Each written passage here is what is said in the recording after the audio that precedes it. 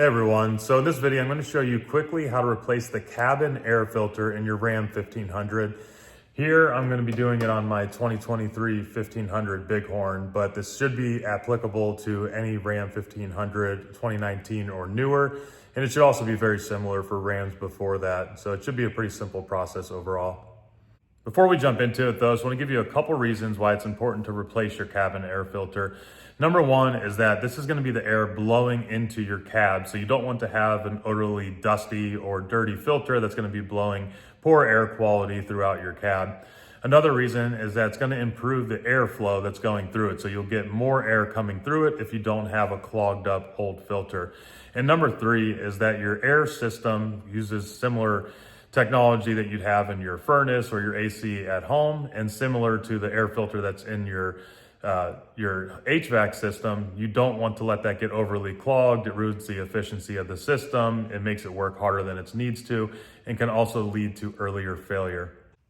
All right, so before you jump into it, you're gonna wanna make sure you have the cabin air filter replacement that you're gonna need to do the actual replacement. This one I found on Amazon, was very highly reviewed, pretty cheap overall. It was somewhere around 10 bucks, but I'll link to that up here if you're interested in this air filter, which should work for your Ram 1500 pickup truck. So in order to access the cabin air filter, you're just gonna reach into your glove box. If you got anything in there, just take that out of the way. And the first thing you're gonna need to do is remove this damper cable here, which basically just makes it so whenever you open the door, that it comes down nice and smooth versus just slamming down. So the way you're gonna remove that, as you can see on this other side, it just pops into that slot. So you just need to get it out of that slot, and you'll pull it out, and then it'll wanna retract itself back into behind the glove box. So we're just gonna pull that down to get it out of that groove, and then should slide right through. You can see there's just that little kind of lip on it that goes into the slot. Let that go. It'll retract back up in there. Then the next thing you're gonna need to do, there's a couple of notches here that are keeping the glove box in place. You can see as I lift and lower that, it's hitting that little notch right there. And then there's also one on this other side. You can see as I lift up, it's coming down and it's hitting that. So we need to squeeze in on this side to let that clear that notch and pull it down. And then we also need to do that on this side. Now I will say, when you're doing this, the one on the left side is incredibly more difficult to do that with, because you can see this one here has this notch. It's much easier to bend because it doesn't have full support. This one does not have a notch, and it's further back down there, so it's much more difficult to get that moved out of the way. So I am gonna need two hands for this. I'll do my best to get a good video of it.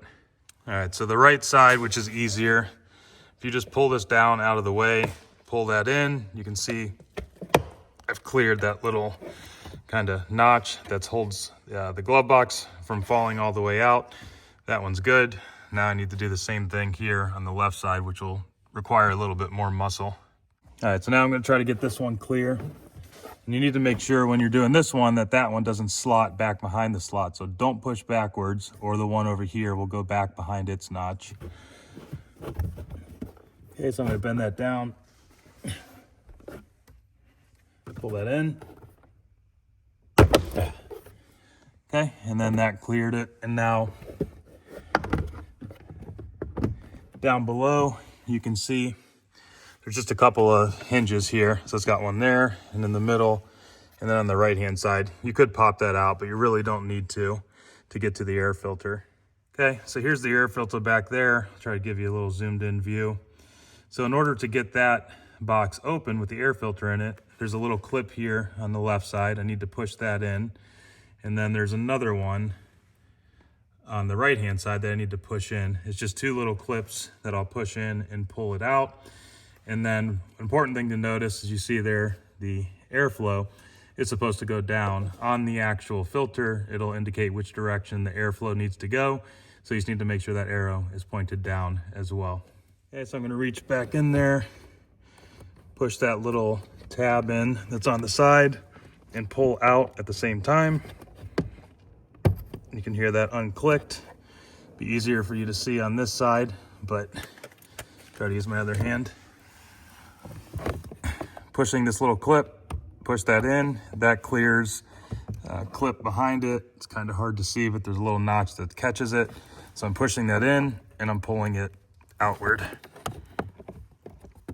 Okay, that removes the cover. And then there's your air filter behind. You can also see it says airflow. Looks a little faded, but it's pointing down. All right, so let's pull that one out of there, see how bad it looks. Should just come straight out. It shouldn't be difficult. And take a look at that. You can see how dirty and dusty that is, which is of course causing efficiency issues and putting poor air quality into the cab, which is no good. All right, let's get our replacement here pulled out. I'll actually show you there for a comparison of how that looks.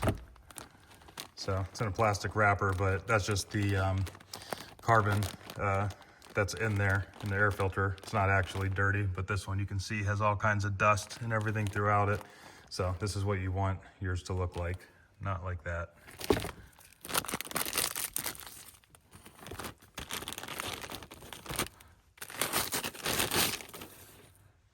Okay, there's that. And then you can see here, airflow down. So I just need to make sure that is down whenever I'm putting it in there. Okay, so this will just slot back into that little slot back there. It's kind of hard to see, it's above.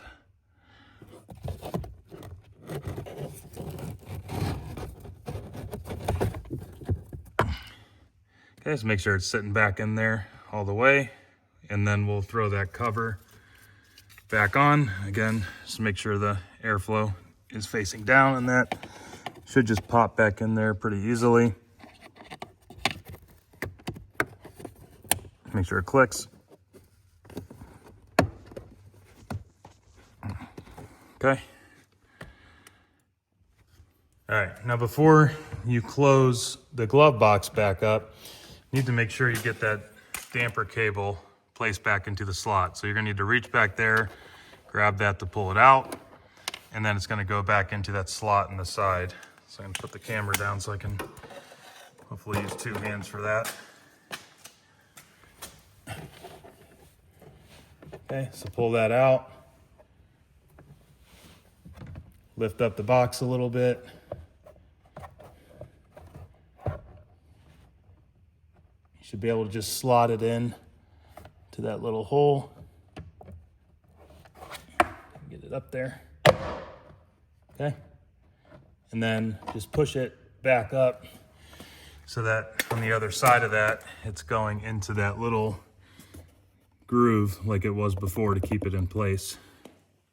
Okay, then the last thing to do, close your glove box up, just double check, make sure it closes correctly and that cable's working. Looks like everything's all good. So that's all there is to it. All right, so for about 10 bucks and 5 minutes or so, you did what would cost you about $40 to $50 if you were to pay somebody else to do it. But thank you for staying on till the end there. If you got value from this video, appreciate you giving me a thumbs up. And if you want to be notified of future content, make sure to hit that subscribe button. Otherwise, we'll see you here on the next one.